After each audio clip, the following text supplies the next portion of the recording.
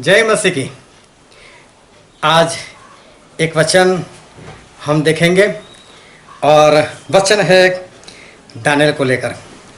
Daniel वो सिंहों से कैसे बच गए, दानियल सिंहों से कैसे बच गए, बाइबल का एक अद्भुत वेद जो आज खुल चुका है।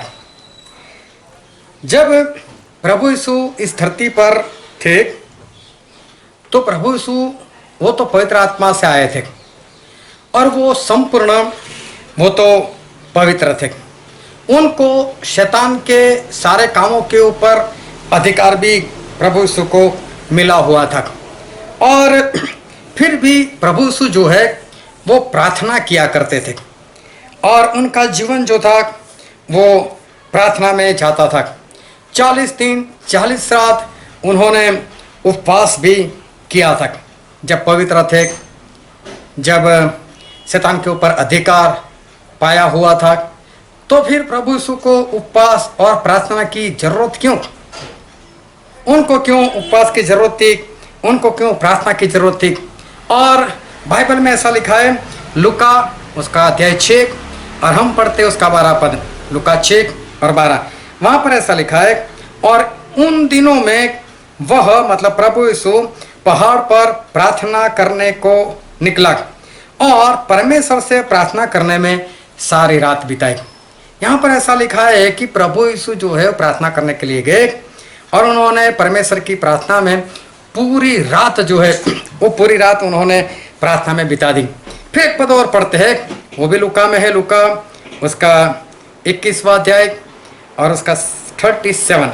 वहाँ पर ऐसा लिखा है, और वह दिन को मतलब प्रभु यीशु वह दिन को मंदिर में उपदेश करता था और रात को बाहर जाकर जैतून नाम पहाड़ पर रहा करता था। प्रभु यीशु के बारे में लिखा है कि प्रभु यीशु जो है वो दिन में तो प्रचार करते थे और रात में वो जैतून नाम के पहाड़ पर चले जाते थे। और जैतून नाम के पहाड़ पर जाने का कारण यही था कि वो प्रार्थना वहाँ पर किया करते थे। फिर प्रभु यीशु ने ऐसा भी कहा, हम पढ़ते लूका उसका 18 अध्याय उसका 1 पद। वहाँ पर परमेश्वर का वचन ऐसा कहता है, फिर उसने मतलब प्रभु यीशु ने इसके विषय में कि नित्य प्रार्थना करना और हियाव न छोड़ना चाहिए, उनसे यह दृष्टांत कहा। प्रभु यीशु ने लोगों से एक दृष्टांत कहा कि हमें प्रार्थना सर्वदा करनी चाहिए, हमेशा हमको प्रार्थना में रहना चाहिए और कभी भी हियाव मतलब कि हिम्मत जो है वो हमें नहीं छोड़ना है। और फिर प्रभु यीशु ने एक दृष्टांत भी बताया। दृष्टांत ऐसा था कि एक जज था जो धर्मी नहीं था, परमेश्वर से डरता नहीं था, लेकिन एक विधवा औरत बार बार उसके पास जाती है और वो उस विधवा को न्याय भी देना नहीं चाहता था। लेकिन फिर क्या हुआ, वो बार बार जाती थी तो आखिर में ये उससे डर गया और उसने उस स्त्री को न्याय दिलाया। तो प्रभु कहते हैं कि अगर आप भी प्रार्थना करोगे तो परमेश्वर पक्का सुनेंगे। तो प्रार्थना जो है हमें करनी चाहिए, लेकिन प्रार्थना जो है क्यों करनी चाहिए और प्रार्थना जो है वो क्यों जरूरी है, और प्रभु यीशु जो है वो प्रभु यीशु क्यों प्रार्थना करते थे। अभी बहुत ध्यान समझना कि प्रभु यीशु एक ऐसे इंसान बनकर आए थे कि जो मरने के लिए आए थे। सभी लोग इस दुनिया में जीवन जीना चाहते, लेकिन सिर्फ प्रभु यीशु जो है वो हमें हमारे पापों के कारण हमारी सजा भुगतने के लिए वो आए थे। वो उनका जो लक्ष्य था वो था हमारे लिए जान देना, मरना, और साथ में उनकी जो मौत थी वो बहुत दर्दनाक थी। और वो दर्दनाक मौत जो है वो उनको सहन करना था।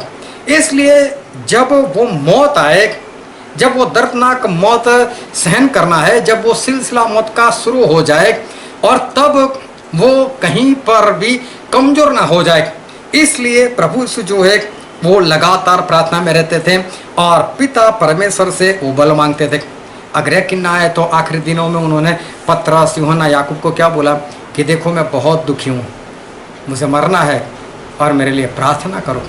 और प्रार्थना के शब्द भी प्रभु यीशु कैसे थे, अगर हो सके तो एक कटोरा मुझसे दूर करो। वो इंसान बनकर आए थे और इसलिए वो लगातार प्रार्थना में बने रहते थे कि मुझे बहुत दर्दनाक मौत सहन करनी है, उसके लिए मुझे बल मिले, शक्ति मिले, सामर्थ्य मिले। और मौत तो उनको 33.5 साल में आने वाली थी। लेकिन शुरू से प्रभु यीशु का जीवन जो था वो जीवन प्रार्थना के अंदर था, क्योंकि प्रभु यीशु उस वक्त के लिए तैयार रहना चाहते थे।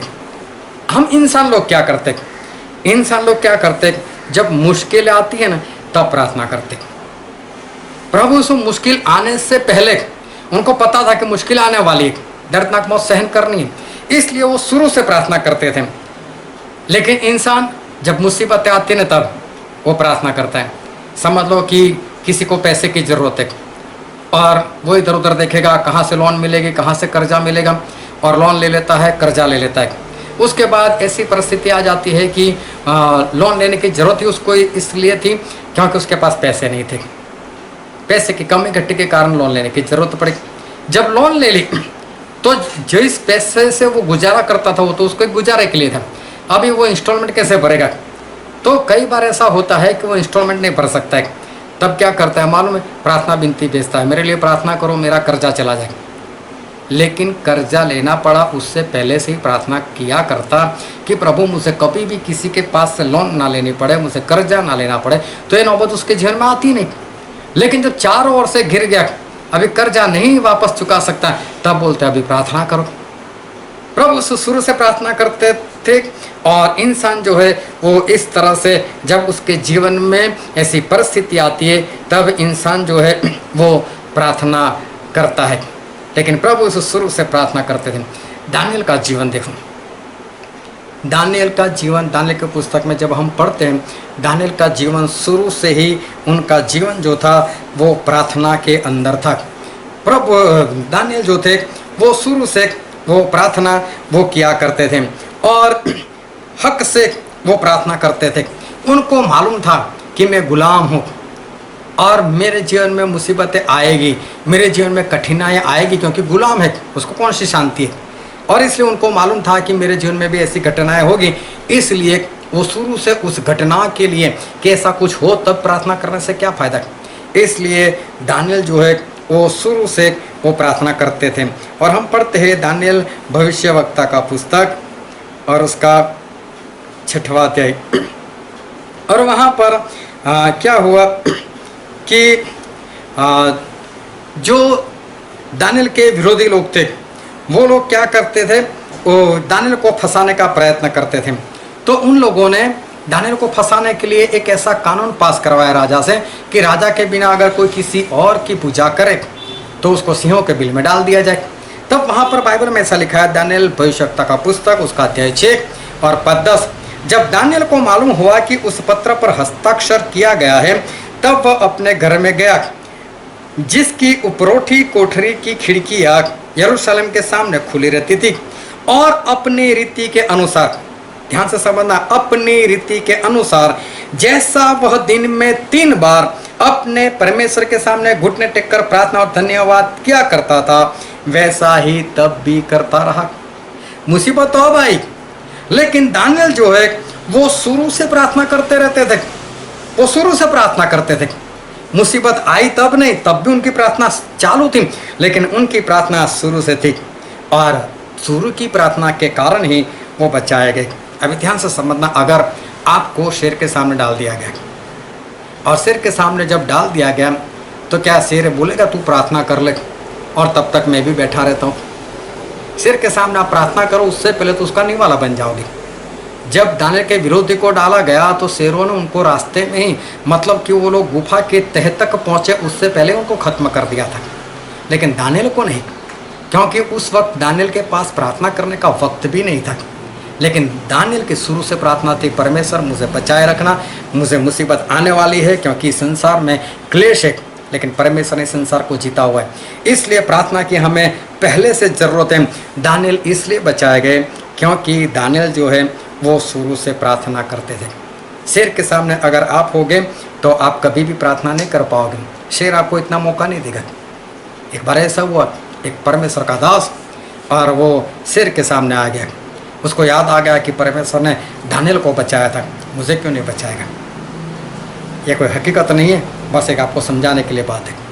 और हुआ ऐसा, वो तो घुटने टेक कर और हाथों को जोड़कर वो प्रार्थना करने लगा। प्रभु आपने दानियल को बचाया, मुझे भी बचाना। और जब उसने आंखें खोलकर देखा तो सामने जो शेर था वो भी अपने दोनों हाथों को जोड़कर प्रार्थना करता था। सेवक ने पूछा, ये तो क्रिश्चियन शेर है। उसको बोला तू प्रार्थना करता है? बोले हाँ। बोले किस लिए? बोले परमेश्वर का धन्यवाद कर रहा हूँ कि मुझे अच्छा खुराक मिल गया। तो जब शेर के सामने आओगे तो ऐसा कोई मौका नहीं मिलता कि हम उस वक्त जो है वो प्रार्थना कर सके।